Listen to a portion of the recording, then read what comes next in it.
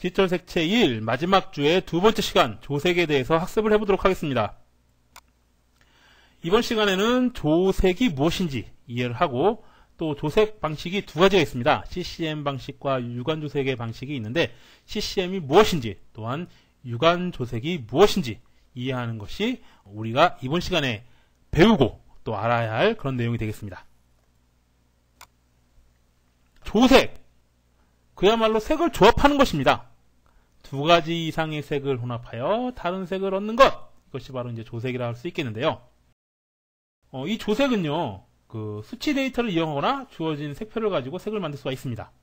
그리고 앞서 배울 내용에 대해서 설명하면서 말씀드렸다시피 유관 조색, 그리고 CCM 그러면은 Contemporary Christian Music이 떠오르는데 유행가처럼 트렌드에 맞게 그 시대 상황에 맞게 부르는 복음성가가 아니라 여기서 쓰이는 CCM은 컴퓨터 컬러 매칭입니다. 컴퓨터의 C, 컬러의 C, 그리고 매칭 맞추는 거, 그 매칭의 M, 요 앞 글자를 따서 CCM이라고 합니다. CCM이 있습니다. 이렇게 크게 두 가지로 유관 조색과 CCM이 있다. 조색에는.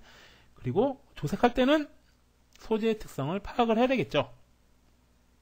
하나의 색을 섞기 위해 또는 여러 개의 색을 섞을 경우에는 그 원색의 종류를 다양하고 넓게 형성할수록 좋다. 왜 그럴까요?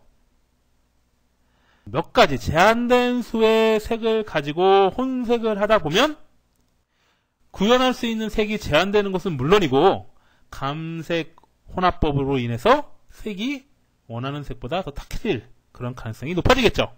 그렇기 때문에 가능한 채도가 높은 여러 개의 원색의 종류를 다양하게 갖고 그것을 통해서 조색을 하는 것이 구현하고자 하는 색깔을 구현하는데 좀 더 나은 효과를 얻을 수가 있다. 그렇기 때문에 원색의 종류는 다양하고 넓게 형성할수록 좋다라는 의미입니다. 염료의 경우에는 염료만으로는 색채를 평가할 수가 없고 수치 데이터를 이용하거나 주어진 색표를 가지고 평가를 해야 합니다. 조색 후 기준색과 시료색상과의 색상 비교 시 무엇이 필요하죠? 표준 광원이 필요합니다. 이렇기 때문에 앞선 시간에 광원에 대해서 학습을 한 거죠. 표준 광원. 그렇죠. 측색의 기준이 되는 빛이죠. 빛. 기준이 되는 그런 빛의 환경. 그리고 역시 마찬가지로 이러한 표준 광원을 또한 조색을 할 때도 그대로 측색할 때와 마찬가지로 활용을 해야 되겠죠. 측색한 색을 그대로 구현하기 위해서 재조색을 하는 것이기 때문에 이러한 표준 광원 하에서 동일한 환경, 동일한 광원 하에서 측색과 조색이 이루어져야 하겠다. 그러기 위해서는 라이트 박스 같은 것이 필요할 수 있겠죠. 표준 광원이 대장된 라이트 박스 같은 것을 활용할 수 있겠다. 단시간 내 비교 활용해야 하고요. 비교 색상과 면적 대비도 고려를 해야만 오차를 줄일 수가 있겠습니다. 색상, 색의 느낌에 가장 큰 영향을 미치는 요인 중 하나, 면적이 되겠죠. 그렇기 때문에 면적 대비도 역시 조색을 할 경우에 고려를 해야겠다라는 내용입니다. 조색을 하는 사람이 색료를 선택할 때 고려해야 될 사항들이 있습니다. 첫 번째로는요, 착색의 견례성이라고 있는데 견고하고 신뢰를 가질 수 있는 견고함과 신뢰가 되겠죠. 물리적인 환경 조건에서 그 색이 도포를 했을 때 일정 환경 내에서 잘 붙어 있고 변색되지 말아야 하는 그런 성질을 갖고 있어야 된다는 것이죠. 때문에 견고하고 신뢰성이 있어야 된다. 견례성입니다. 착색의 견례성이 있어야 된다. 견례가 아니라 견례성입니다. 그리고 다양한 광원에서 색채가 어떻게 보여지는가를 확인해야 됩니다. 광원은 언제든지 변할 수 있기 때문에 다양한 광원 하에서 이 색이 만들어낸 색이 아니면 활용하고자 하는 색이 어떤 식으로 변화하느냐, 어떻게 보여지느냐 이런 것을 확인해야 되겠죠. 그리고 작업 공정의 가능성, 작업을 용이하게 할 수 있는가 이런 가능성을 살펴봐야 되고요. 그리고 비용은 어떻게 되는가, 그리고 이 색이 입혀질 그러한 재료, 이 물질은 어떤 것인가 확인을 해야 되겠습니다. 이런 내용들 조색을 하는 사람이 색료를 선택을 할 때 반드시 고려해야 될 그런 사항들이 되겠습니다. CCM, 컴퓨터 컬러 매칭이죠. 컴퓨터를 이용해서, 컴퓨터를 이용해서 측색, 그리고 분석을 수행하여서 조색에 필요한 배합을 자동으로 산출하는 것. 그렇죠? 컴퓨터를 이용을 해서 자동으로 측색을 하고, 측색을 한 데이터를 바탕으로 해서 어떠한 색을 섞어야 이 측정한 색과 동일한 색상을 만들 수 있겠다라는 것을 이제 컴퓨터를 통해서, 그리고 컴퓨터의 소프트웨어를 통해서 추출해내는 것이 바로 이제 CCM이 되겠습니다. 소프트웨어 필요하겠죠. 그리고 소프트웨어와 함께 정밀 측정기기 요구가 되겠습니다. 그래서 이렇게 색을 자동으로 섞는 거죠. 조색을 하게 되겠죠.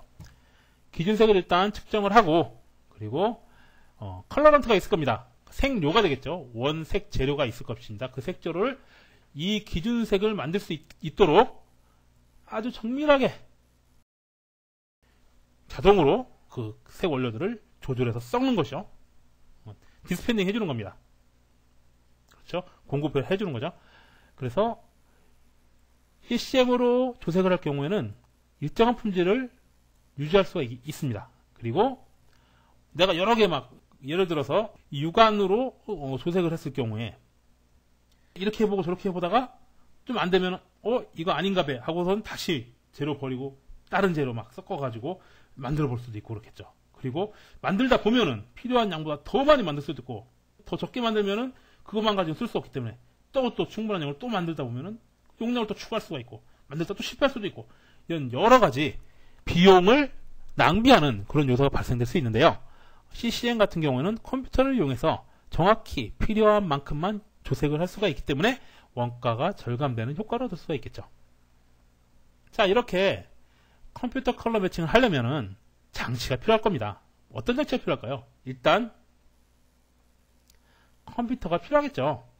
그리고 이 컴퓨터와 더불어서 측색할 수 있는 그런 장치가 필요할 겁니다. 측색할 수 있는 장치, 그리고 컴퓨터. 이 컴퓨터는 조색, 그리고 측색의 데이터가 저장되어 있겠죠. 그리고 컬러 매칭을 할 수 있는 소프트웨어가 필요할 겁니다.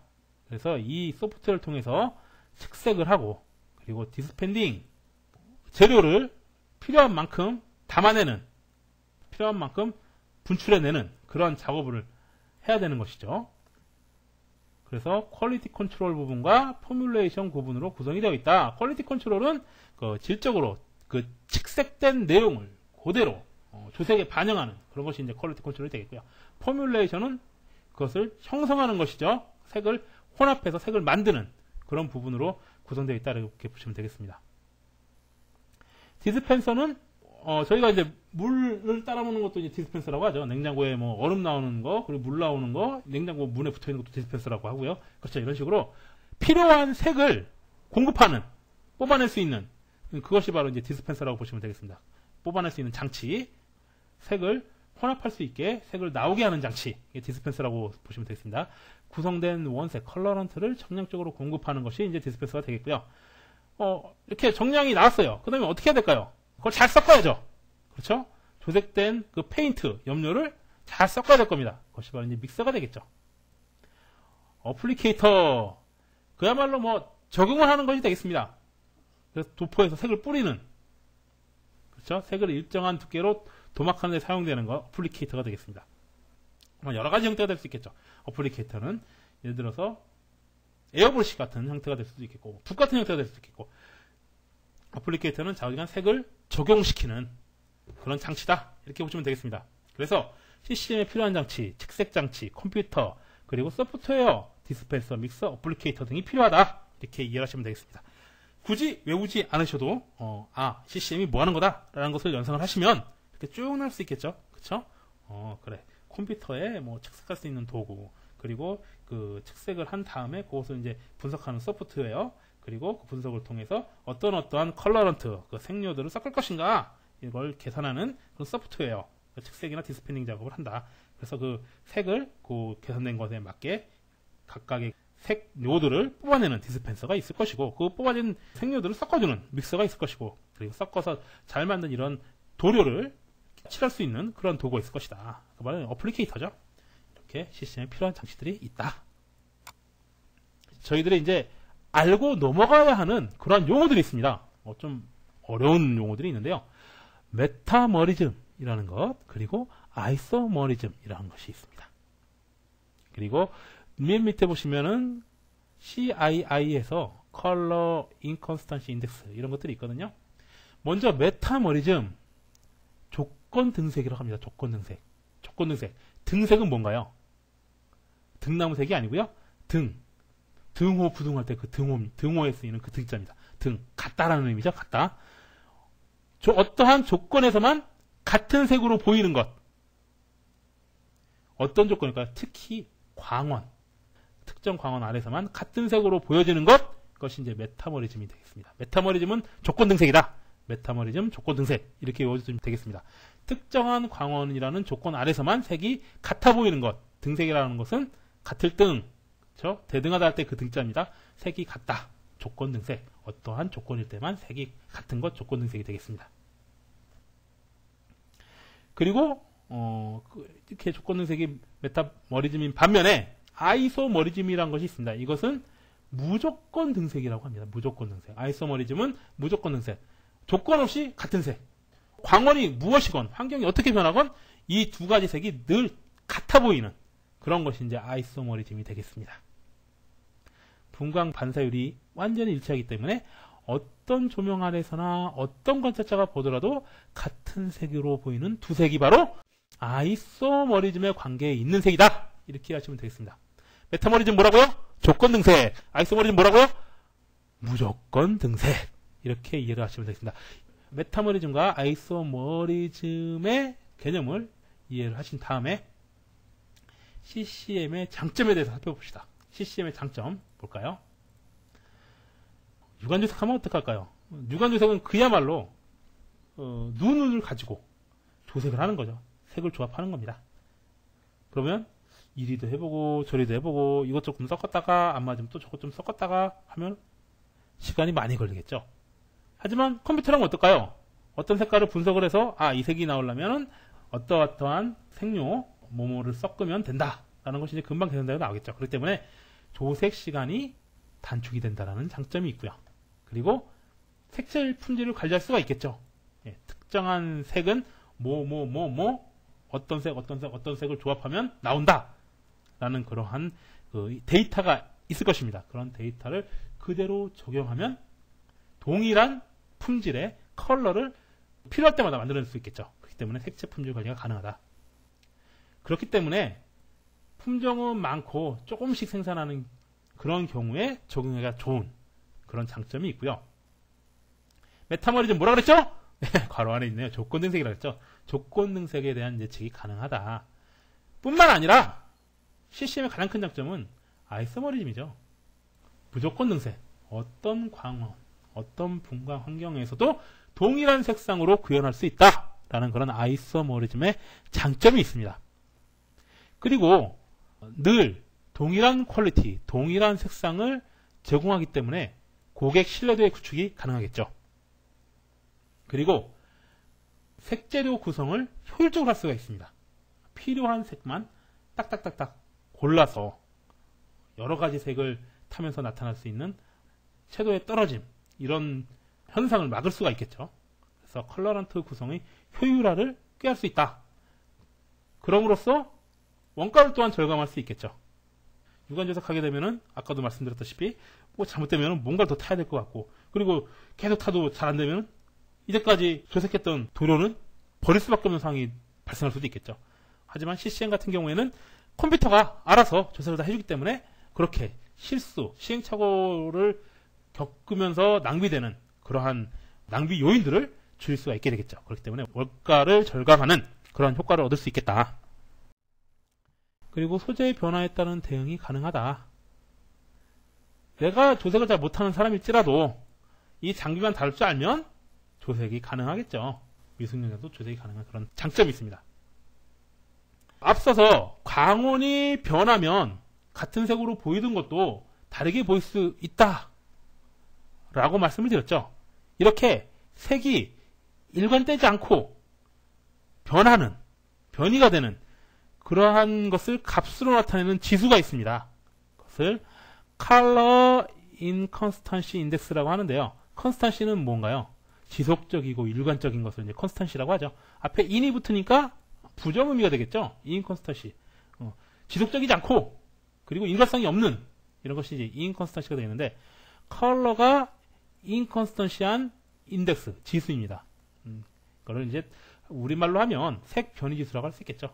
그래서 이 앞글자 CII를 따서 CII라고 하는데요.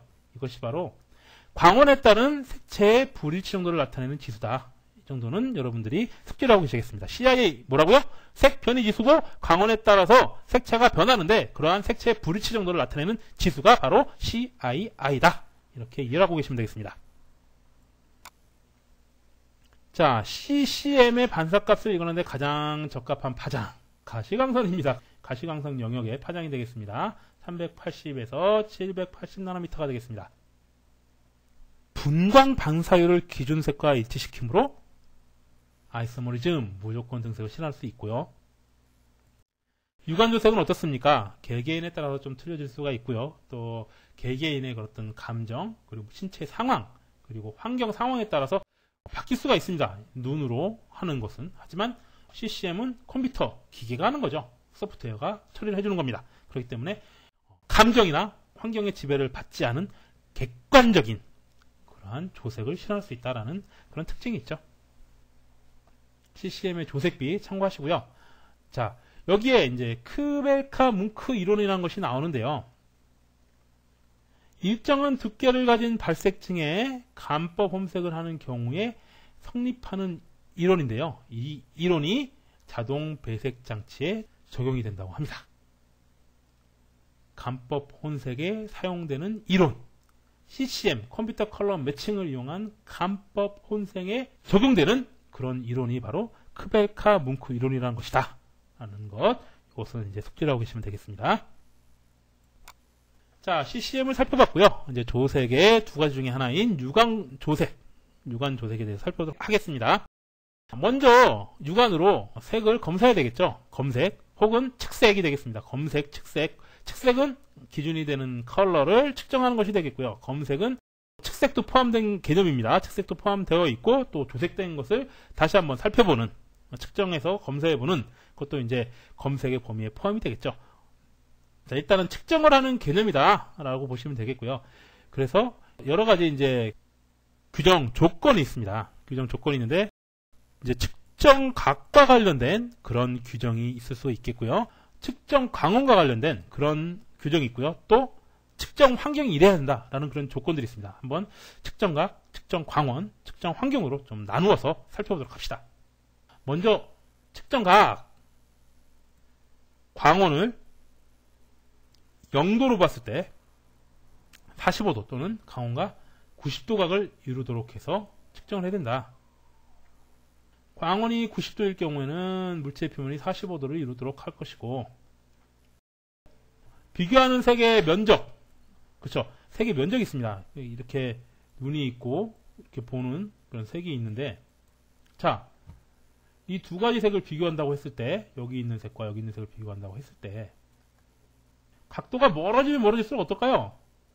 그렇죠? 빛의 분포라든가 각도에 의해서 색이 변할 수 있겠죠. 그렇기 때문에 비교하는 색의 각도를 정해주는 겁니다. 2도나 10도로 너무 넓지 않게 잡아주는 것이죠. 색의 오차의 범위를 줄이기 위해서. 그래서 비교하는 색의 면적은 눈의 각도가 2도 또는 10도로 해야 된다라는 것이고요. 그리고 비교할 색은 인접하여 배열하고 동일 평면으로, 어떤 거는 높게 어떤 거는 낮게, 그렇게 하면 안 된다는 얘기죠. 동일 평면상에 배열되도록 배치를 해야 된다는 것입니다. 측정각에 관한 규칙이 되겠고요. 측정 광원에 대해서 살펴봅시다. 측정 광원. 자, 표준 광원 기억나시나요? 색 측정을 할 때 표준으로 주로 사용하는 광원, D65 광원이죠. D65 광원을 기준으로 하고요. 먼셀 색표와 비교 검색할 때는 C 광원도 사용을 한다. 조도는 500럭스 이상으로 하는 겁니다. 이상으로 하고 200럭스를 기준으로 그 이상으로 하고, 원칙적으로는 1000럭스를 잡아서 하고, 먼셀 명도 3도 이하의 어두운 색을 검색할 때는 2000럭스 이상의 조도를 사용하는 것이 좋겠다. 조명의 균제도 0.8. 균제도라는 것은 조명의 밝기가 그 어느 정도 골고루 되어 있느냐는 거죠. 골고루 되어 있는 정도. 분포가 골고루 되어 있는 정도인데 1이면은 그 측정하는 그런 영역에 조명이 다 동일하게 100%다 동일하게 퍼져 있는 것을 의미하고요. 0.8 정도면 그래도 어느 정도 측정하는 영역 내의 조명이 균일하게 분포되어 있는 것. 그 정도가 되겠죠. 0.8이면 80% 정도니까요. 이렇게 조명의 균제도는 0.8 이상이 되어야 한다라는 그러한 규정 조건이 있습니다. 측정 환경을 봅시다. 직사광선 피해야 하고요. 유리창, 커튼 등을 통한 투과색 피해야 합니다. 검사대는 뉴트럴 5, N5죠. 정확히 중간면도 그리고 주위 환경은 N7 정도가 되어야 정확한 검색이 가능하고요. 자연광 생각해봅시다. 처음 일출을 시작해서 일몰이 시작되는 그런 시간대 아무래도 자연광이라 할지라도 보통 평상시에 밝기를 가진 것과는 약간 색 온도, 색광이 틀어질 수가 있겠죠. 그렇기 때문에 해 뜬 후 3시간, 해지기 3시간 전은 피해야 한다. 그리고 검색을 할 때, 색을 검사를 할 때 선명한 색을 검사한 후에는 연한 색 혹은 보색, 조색은 피해야 하겠죠. 당연히 잔상이 남아있을 수 있기 때문에. 그리고 이게 조색을 하다 보면은 화학 물질을 다루게 되고 거기에 몸에 안 좋은 성분이 들어있을 수도 있기 때문에 마스크를 착용하게 되는데 마스크에 광택이 있거나 하면 어떨까요? 반사될 수 있겠죠. 반사가 돼서 색상이 틀어질 수가 있겠습니다. 그렇기 때문에 마스크는 광택이나 형광이 없는 무채색을 사용해야 된다. 마스크가 눈으로 관찰을 하는데 영향을 미칠 수가 있겠죠. 반사가 돼서 검색하는 시료에 측정하고자 하는 그 색에 비칠 수가 있기 때문에 무채색을 사용해야 된다. 육안조색시는 일반적으로 20대 젊은 여성분들이 관찰이 가장 좋다. 그리고 결과는 마지막 결과의 검사는 3인 이상이 같이 확인을 해서 한 사람이 주관적인 감성이나 판단에 의해서 오류를 범하는 것을 피하기 위해서 3명 정도는 확인을 해서 어느 정도의 색이 가진 객관성을 조색의 객관성을 확보해야 될 필요가 있다라는 얘기가 되겠고요. 육안으로 조색할 경우에는 명도 차이, 채도 차이, 그리고 색상의 방향과 정도, 색상의 정도를 주의해서 관측을 해야 할 것입니다. 그래야지 색이 어느 정도 맞고 틀리고 측정한 색 대비 조색한 색이 명도가 어느 정도 틀린지, 채도가 어느 정도 틀린지, 색상은 또 어느 정도 틀린지 알아야지 또 올바르게 조색을 할 수가 있겠죠. 그렇기 때문에 명도, 채도, 색상의 방향, 정도 등을 주의해서 관측해야 한다. 라는 것이 이제 육안 검색의 규정 조건 중에 하나가 되겠습니다. 육안 조색 그냥 눈으로 다 하면 될까요? 도구가 눈 하나만 있으면 될까요? 그렇지 않습니다. 일단 육안으로 조색을 하더라도 컴퓨터를 이용하지 않고 디스펜서나 다른 프로그램이 없더라도 일단은 정확한 데이터 값을 축출하기 위해서는 그렇죠. 칙색기가 필요합니다. 칙색기. 3자극치나 LAB 값을 측정하고 색채를 조절해서 측정 결과를 확인할 수 있는 그런 칙색기. 그리고 표준 광원이 필요합니다. 그렇죠. 광원에 따라서 색상이 바뀌는 메타모리즘 방지하기 위해서는 표준 광원이 필요하고요. 완전히 방지를 하기는 쉽지 않겠죠. 쉽지 않지만 어느 정도 메타모리즘 현상을 완충시키는 작용을 하기 위해서는 표준 광원이 필요하겠다. 그리고 어플리케이터 CCM에서도 나왔었죠. 예, 색을 칠하는 겁니다. 그렇죠? 스플색을 칠하는 것, 에브로시가 될 수도 있겠고, 붓이 될 수도 있겠고. 그리고 믹서, 도를 섞어주는 것이죠. 그리고 스포이드, 정밀한 단위로 조색을 하기 위해서 스포이드가 필요하겠죠. 그리고 측정지, 도포를 해서 측정할 수 있는 그런 종이죠. 그런 측정지가 필요하고, 또 은폐율지, 도막 상태를 검사할 수 있는 밑에 있는 그런 물체를 위에 뿌려진 도색된 그 색료가, 도료가 얼마나 잘 은폐를 하는가, 그런 은폐율을 확인할 수 있는 은폐율지가 필요하다. 은폐가 뭐라 그랬죠? 예, 속에 있는 그런 물체를 가려주는 정도, 감춰주는 정도. 그렇죠? 그것이 이제 은폐율이 되겠습니다. 육안조색을 하게 되면은 그 육안조색한 그런 내용들을 적어야 되는데요. 표기를 해야 되는데 무엇을 적어야 되느냐?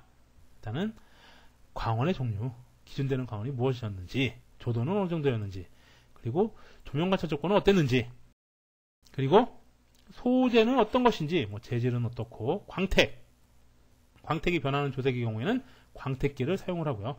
그리고 이렇게 눈으로 눈의 감각을 통해서 측색을 해서 표기하는 경우에는 산업규격의 먼셀 기호로 표기를 한다. 그리고 아까도 말했듯이 결과 검사는 3일 이상 하는 것이 좋다고 말씀을 드렸고요. 육안조색의 장점은 무엇일까요? 장점. CCM 대비 장점이 되겠죠. 기기가 필요 없다. 기기 마련하려면 돈도 많이 들겠죠. 그렇죠? 그 때문에 기기의 도움 없이 소재의 제약을 받지 않는다. 이게 무슨 얘기일까요? 예. CCM 같은 경우에는 디스펜서가 있죠. 디스펜서 위에는 각각의 색료가 딱딱딱딱 정해져 있습니다. 그렇죠? 그 정해진 컬러런트, 색료들 중에서 디스펜싱 해가지고 뽑아서 색깔을 만들게 되는 것이죠. 그렇기 때문에 육안 조색 같은 경우에는 그렇게 제한된 틀을 벗어나서 다른 그런 소재도 얼마든지 적용을 할 수가 있다는 거죠. 기록만 하면 되니까 제대로 기록을 해서 적용이 될 수 있도록, 지속적으로 적용될 수 있도록 해주면 되기 때문에 어떻게 이렇게 소재의 제약을 CCM에 비해서 덜 받는다라는 건 장점이 있습니다. 그럼 단점이 있을 텐데 단점은 뭘까요? 인간의 눈이 기준입니다. 그렇죠? 그렇기 때문에 여러 가지 영향을 많이 받습니다. 심리적인 영향, 그리고 환경적인 요인, 그리고 관측 조건에 따라서 얼마든지 변할 수 있는 거죠. 값이. 그래서 오차가 좀 나고 CCM에 비해서는 오차가 굉장히 많이 나는 거죠. 정밀도가 떨어지기도 하겠죠. 그리고 잔상이나 메타머리즘 등의 이산현상이 발생할 수가 있겠죠. 이런 걸 배제할 수가 없다는 겁니다.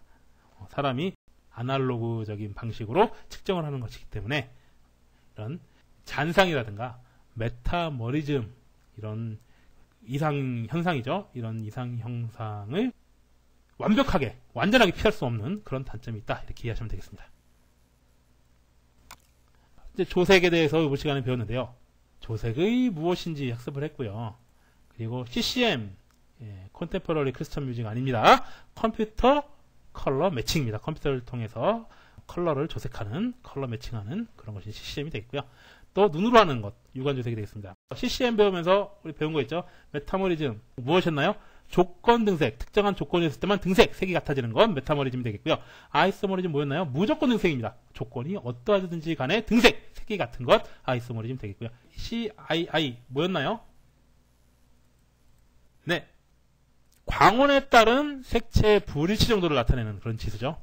광원에 따라서 색이 변하는 정도를 나타내는 그러한 지수가 CII 뭐였나요? Color Inconstancy Index였죠. 예, Color Inconstancy Index.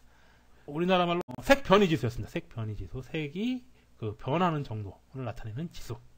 이렇게 둘째 시간 조색에 대해서 학습을 했고요. 자, 마지막 시간, 다음 시간이죠. 3교시에는 디지털 색채에 대해서 아주 간략하게 학습을 하고 디지털 색채 1 모든 강의를 마치도록 하겠습니다. 자, 다음 시간 마지막 시간입니다. 잠시 후에 뵙겠습니다.